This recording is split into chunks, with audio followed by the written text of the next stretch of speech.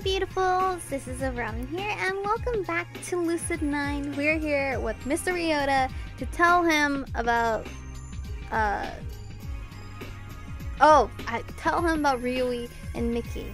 The fight between those two that Mickey doesn't know anything about. I get that a lot. Go ahead and take a seat. We've got more important things to discuss, no? Hesitantly, I slide into the nearest couch. I've always seen Mr. Ryota as an intelligent man, even if laid back, but I never actually, not understood him. I wonder how much brain mass he's hiding behind that cheery facade. So, the new transfer student, Mizaki Kazuhaya. I hope you don't mind, I did a little lookup on her. You can do that? Well, there's no explicit rule saying I can't use the confidential databases. I'm pretty sure that there is.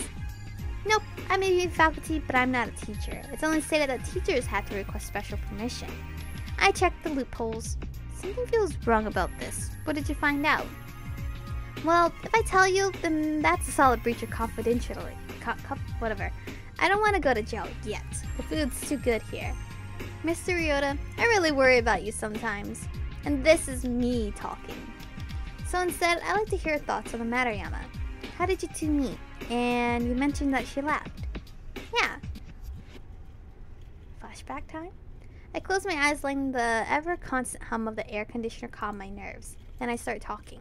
It's practically subconsciousness. My mouth dutifully repeats a train of thought running through my mind. Everything is calm, clear, slow. Therapy. Something that I've gotten used to over the years. So I easily turn my brain to the topic of interest. Okay, so he's seen a therapist before. Mizaki Kazuhaya. I'd met her when I was young. Not too young. A baby still forming thought patterns and ideas about the world, but young enough to be highly impressionable. Oh, pretty. It happened on a day when I thought nothing could make me smile. Not the vibrant lanterns strewn between the roofs of multicolored booths, not the festive rhythm of the taiko drummers urging on the parade of light-bearing dancers, not the stand in which a variety of nutritionally questionable foods were being served. Not even Ryui, who dragged me out of the house despite my best efforts to stay miserable. It was only around an hour into the festival, but I was ready to go. When Ryui went to the bathroom, I seriously considered ditching her and going back to my room.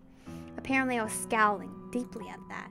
I didn't know it until a passing girl suddenly stopped in front of me.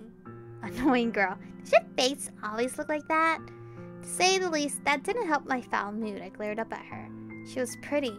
Well, that was the first thought in my head. That instinctive spark of appreciation whenever a guy sees a pretty girl, no matter how much he wants to feel otherwise. Her hair was braided back into an elegant half-updo, light ebony curls framing her porcelain face, big eyes, long lashes, pointed chin. That kind of traditional beauty you might see in a kimono commercial. Of course, the first spark of interest was immediately overridden by indignance that only an 8-year-old boy could feel.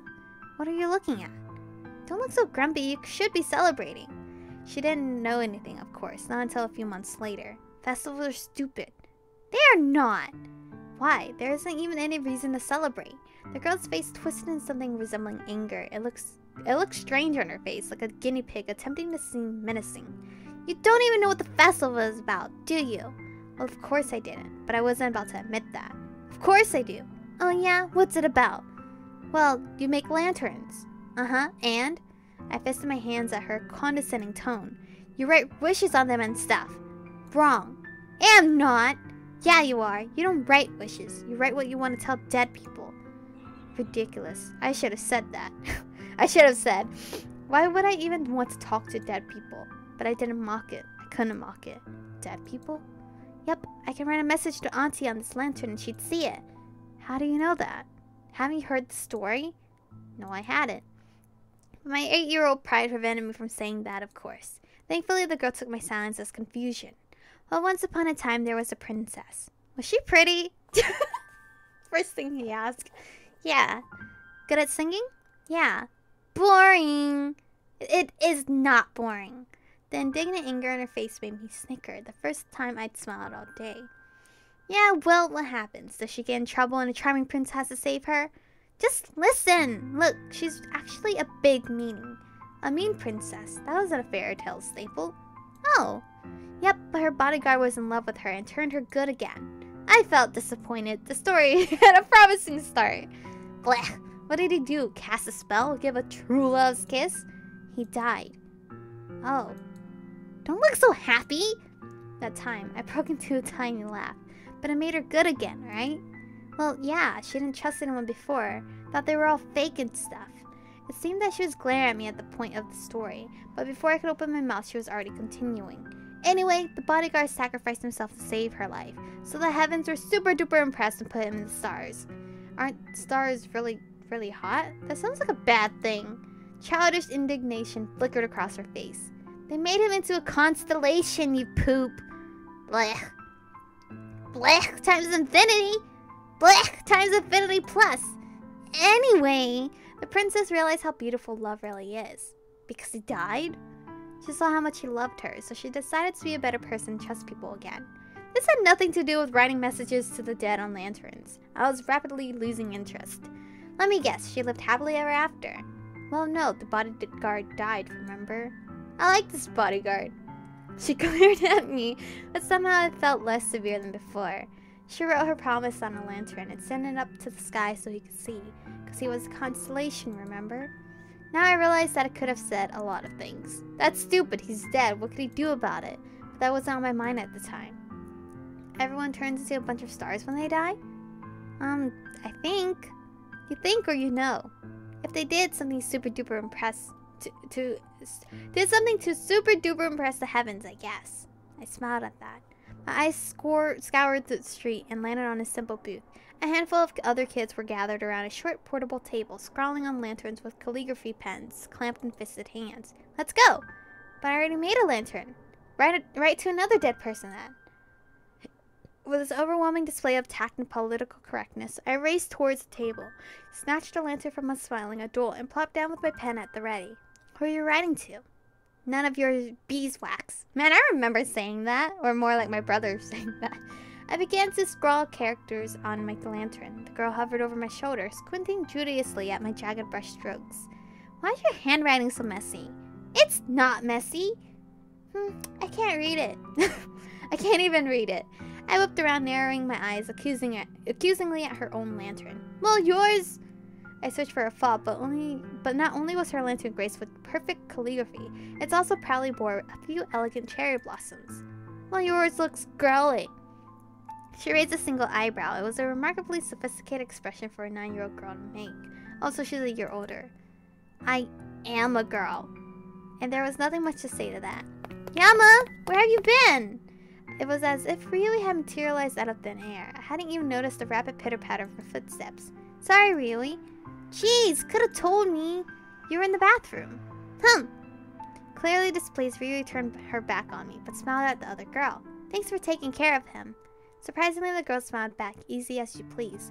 Well, weren't they getting along just fine? Why did they have to give me such a hard time? Maybe it was a girl thing. I'm Ryui. I'm Mizaki. You gonna make a lantern? Yep. How do you make those flowers? They're really pretty. I can show you. And just like that, the two of them were friends. Dang. So easy to make friends when you were kids. It took a little longer to warm me up, but whatever the two of them set their minds to, they accomplished. They had always been that way, so fiery, so capable, so lovely. Two playful angels who, for some reason, unfathomable to mankind, saw fit to hang around a bucket of depressing sludge like me. Why do you think that about yourself? Mr. Ryota's voice seems to come from far in the distance, faint but recognizable. I respond distractedly. You know me, I'm not useful, or popular, or particularly intelligent. Silence follows the statement, so I only continue. Our families were close. Mizaki's father would always throw these get-togethers at their house over the weekends, or during special occasions. I remember him being really overwhelming at first. He was a lot like Mizaki, only bigger and louder. I rarely saw Mizaki's mother. The time I did see her, she was pretty distant, but besides that, I really don't remember much about her. At first we were inseparable, Mizaki and us, but then her father had lost his job and we started seeing less of her. And eventually they just left, no warning whatsoever. Even our parents tried to get in contact, no luck. It had been as if the Kazayas had disappeared off the face of the planet. That must have been a really hard blow. Ryui said that it had been. Honestly, I don't remember much of what followed. It all passed in a haze. Essentially, I felt abandoned. I had this idea that everyone close to me would leave me. I don't think I could even cry. I only felt empty inside. But Rui says that it really was a terrible time. She says that I didn't eat, didn't sleep, didn't even play any games with her. She says that I looked like a ghost. Heck, practically became one. And I don't remember it, but she says that one day. What the hell was that? What the heck was that? That was like a bottle of some sort. It's a cup. Yama, what's wrong? Nope, sorry, that's it. Sob story over. Are you sure? You do realize the entire point of therapy is to share your sob stories? It's not a burden, Yama. I'm glad to hear you out.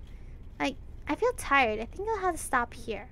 It's mainly an excuse and a very effective one for therapists. Mr. Yoda immediately nods in understanding. Thanks for confiding in me. Just know that what you felt was completely valid. I'm sorry you had that trauma. It's fine, I got over it. I'd like to go now if that's okay. If you're sure, is there anything I can do for you? I'm okay. Sure you don't want a lollipop? Yeah, I'm pretty sure, but thanks. Have a good day, Yama. But at least take this prescription. Prescription? Seriously? Then I actually took it. 1 bucket of ice cream to be eaten. Guilt-free. Oh, okay. Thanks, man. As far as the administration knows, this is totally a legitimate treatment. Ice cream is one of the core groups in the food pyramid, you know? He actually pulls a joke and laugh out of me. Thanks, Mr. Yoda, and thanks for listening. Anytime. I'm starting to see, like, images, though. I exit Mr. Yoda's office in a considerably better mood than when I entered. I actually don't feel tired. I feel rejuvenated. Seems like those memories have been weighing on me for a long time. Maybe therapy really will be beneficial. Deciding to take his prescription to heart, I head straight to downtown shopping area. With my mind cleared, I get to pay a little more attention to the weather. Beautiful, cloudless skies, the slightest hint of a cool breeze. You!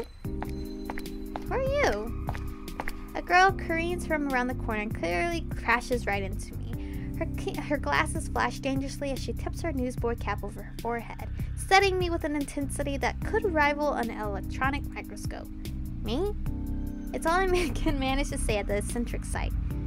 Yes, you. Unlettered civilian. Perfect. A hint of satisfied smile tugs at her lips. For what must be the 100th time today, I feel a keen sense of impending doom. Response to my questions with yes or no. Okay. Do not deviate. Do not invent. And for the sake of both of our sanities, do not dawdle. First, am I correct in assuming that you're an academy student? You must have the wrong person. I've never seen you before. How can you judge the purpose behind this encounter without knowing the criteria I have set in my approach? I am not mistaken. You are my target. It doesn't take a genius to sense that this girl means trouble. I decide to conveniently ignore her and step around her. She only steps with me, blocking my path. Again. Woman, I'm trying to get some ice cream here. Oh great, I can sense where this is going. As I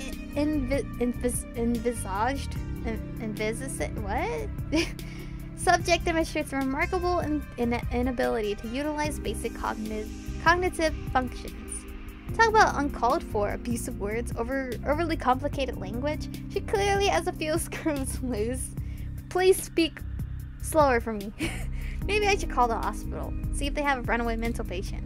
But she's not wearing hospital clothes. Look, kid, I don't know what your problem is, but... Kid? The pleasantly cool air suddenly develops a rather harsh chill. She must be one of those phases, just another 14-year-old expecting to be treated with the dignity of a grandmother. Albeit a 14-year-old who apparently memorized a dictionary. Well, whatever you are, generally speaking, it's pretty rude to just run up to some random stranger and insult them. Truly, your idiocy has risen to a level beyond which I had previously surmised. She immediately digs into her pocket and flashes something in front of my face. Shigeru Inamoto, freelance detective. What the heck? Why is the detective talking to me? Legally certified to inspect crime scenes, obtain private files, and if necessary, interrogate unduly inquisitive citizens with the observational finesse of a blind bat. And you shall note that I am 26 years of age. Holy crap, you're such a baby face. Wait, what? You're 26? Unless you presume to imply that you're deaf as well as dumb, I suggest. But you're so short. I practically feel ice crystals forming in the air. Oops, I didn't mean to do that. Well, I should strongly prefer to be short of stature than short of cerebral matter, as seems to be your tendency.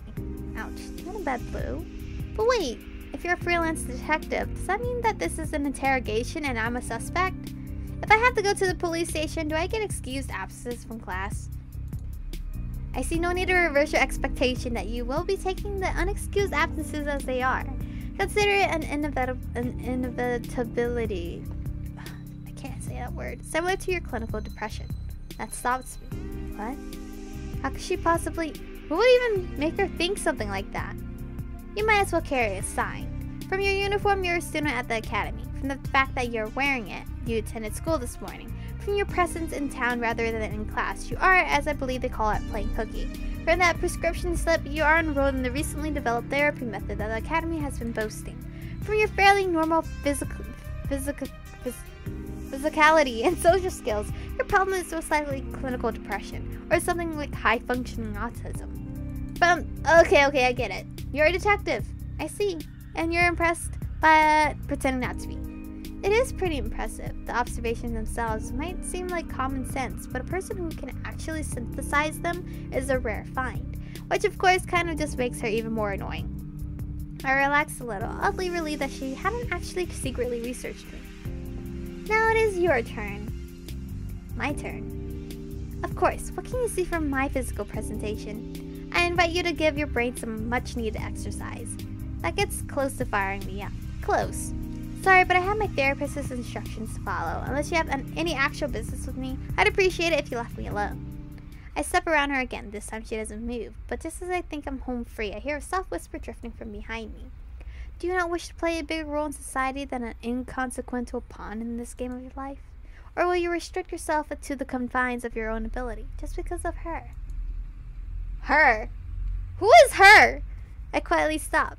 Turn around slowly. Tell me how you know that, right now. I shall, after you prove yourself mentally capable of comprehending the simplest of my explanations. Fine, she wants to play it that way. Let her play it that way. Time to focus. I'll start with...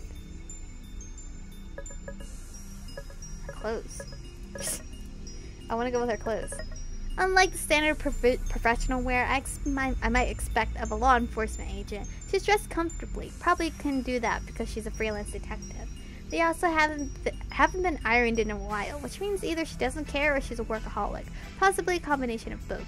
Her shirt proclaims king, conscious or unconscious association to her egotism. I can't tell much, but I find it strange that she dressed so casually, and I expect people to take her seriously. With her height and her clothes, is it any wonder that she's often mistaken for a kid? And one more thing bothers me, she wears comfortable-looking clothes, which I previously assumed were for efficiency. After all, chasing down criminals in high heels is a stupid idea. And yet, something stands out. Her glasses and hoodie? Her hat and her jeans? What the heck are these, man?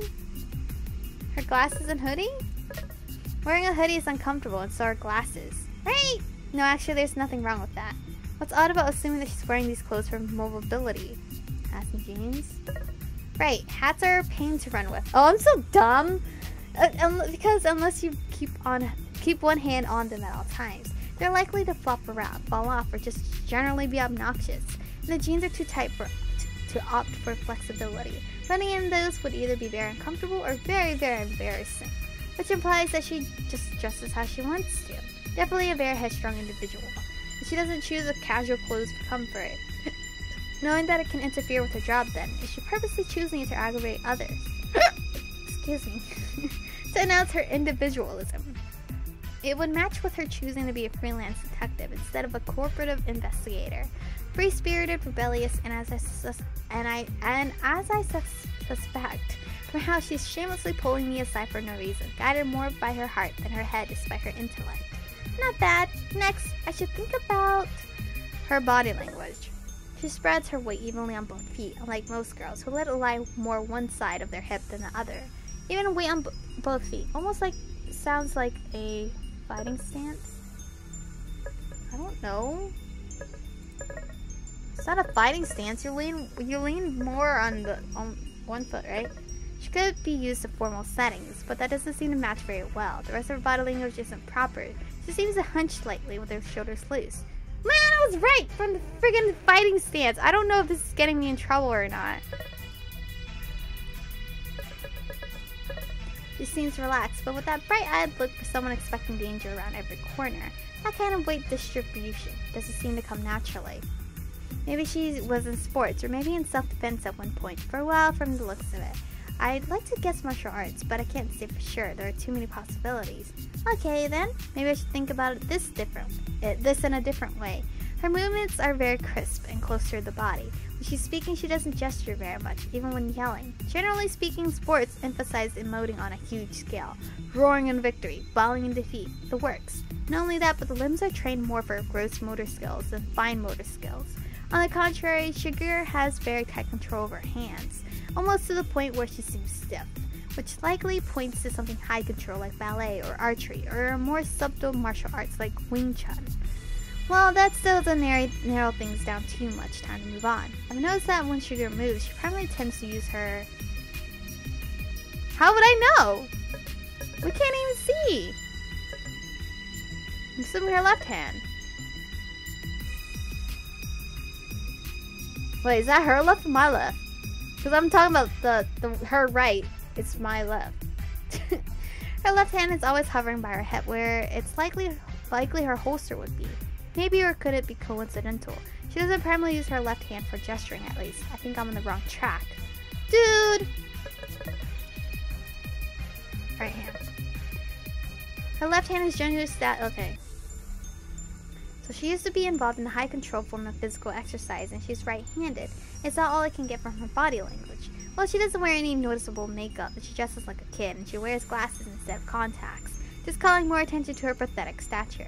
Wait a minute. When I put it that way, it almost sounds like she wants to be underestimated. Even though she pretends to be indignant about being mistaken for a kid, it looks like she has her intent. Even though she's a freelance detective, she doesn't wear her badge anywhere, or carry a gun, or anything really. She probably believes that being underestimated is a valuable skill. I can't say I personally agree, but hey, she's a 26-year-old freelance detective, not me. Wait, the circumstances? Why here? Why now? Why? Oh, wait, this is the last option. These are all the questions I need to address. A detective's approached me and bombarded me with questions, but I see no other policemen. Is she doing this just because she's bored? No, she was specifically looking for an academy student for some reason. I'm coming up short in this area. I have to think about this later. I take a step back to look at the full picture. No, this isn't... not quite. It's good information, but it's basic. Nothing stands out. I can't actually use any of this. Trying to think a little deeper. Is there anything that can help me? Anything at all? Something I've missed? Oh, we're not gonna find out until the next episode, guys. Anyway, we don't know who this woman is. I don't know if that's my phone or her phone ringing currently in the game. But we're gonna figure out next episode. So I hope you guys have enjoyed today's episode. Stay beautiful, and I'll see you guys in the next one.